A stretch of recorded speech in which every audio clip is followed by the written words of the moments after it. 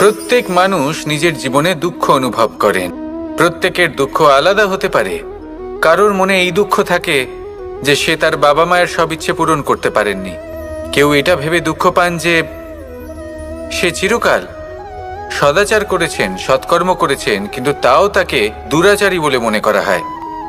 কেউ এটা ভেবেও দুঃখ পান যে তার সামনে যে ব্যক্তি রয়েছেন তার চোখে তিনি শত্রু হয়ে উঠেছেন বা দুষ্ট হয়ে উঠেছেন, যেখানে তিনি হয়তো কোনো অনুচিত কাজই করেননি।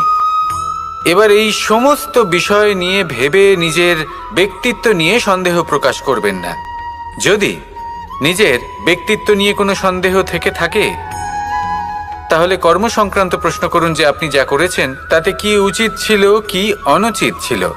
যেটা প্রয়োজন সেটা এটা বোঝার যে আপনার অন্তর্মন, আপনার বিবেক আপনাকে কি বলছে, আর আপনার অন্তর্মন আর আপনার বিবেক আপনাকে যেটা করতে বলবে শুধু সেটাই করুন। আর তারপরে এই সংসার কি বলবে, কি ভাববে সেসব নিয়ে ভাবতে যাবেন না। কারণ এই সংসার তো ঈশ্বরকেও প্রশ্ন করে থাকে, ঈশ্বরকেও দোষী মনে করে। কখনো কখনো যখন কোনো ঘটনা মানুষের ইচ্ছা অনুযায়ী ঘটে না, তখন মানুষ এটা বলে যে হে ঈশ্বর, আপনি আমার পাশে থাকলেন না, আপনি বড়ই কঠোর, এটা আপনার দোষ। যেখানে বেশিরভাগ সময় হয়তো সে নিজেই নিজের কর্মফল ভোগ করছে। আর কখনো কখনো ঈশ্বর হয়তো তার জন্য আরো ভালো কোনো পরিকল্পনা করে রেখেছেন, কিন্তু মানুষ সেটা বুঝতে পারে না। তাই দিনের শেষে যেটা প্রয়োজন সেটা হলো নিজের মনের কথা বুঝতে হবে। আপনার বিবেক কি বলছে শুধু সেটাই করুন আর সামনে এগোতে থাকুন। আমার সাথে ভালোবেসে বলুন রাধা রাধা। সবাই বলেন যে জীবনে কাদের সঙ্গ লাভ করছি সেটা খুব গুরুত্বপূর্ণ। এক ঝুড়ি ফলের মধ্যে যদি একটা পচা ফল আপনি রেখে দেন, তাহলে আস্তে আস্তে সমস্ত ফল পচে যায়। সেই জন্য কথায় আছে যে কুসঙ্গ থেকে দূরে থাকো। কিন্তু কি করা যায়? এই সংসার খুবই ছোট।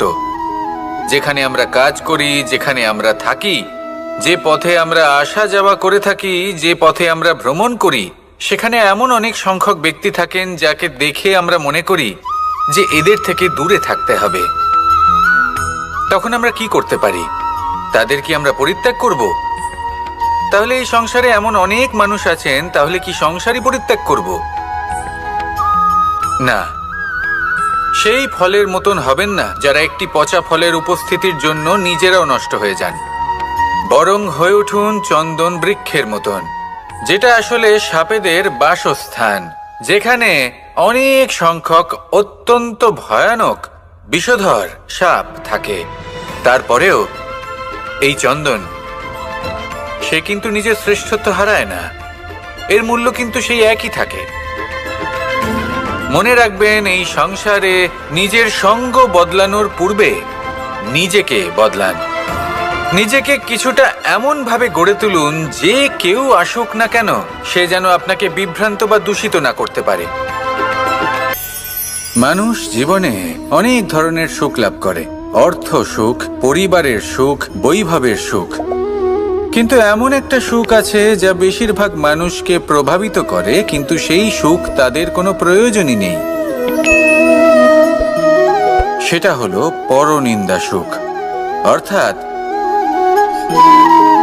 এমন কোনো ব্যক্তিকে নিয়ে নিন্দা করা, তার প্রতি অনুচিত শব্দ প্রয়োগ করা, কারণ সেই ব্যক্তিকে আপনি পছন্দ করেন না।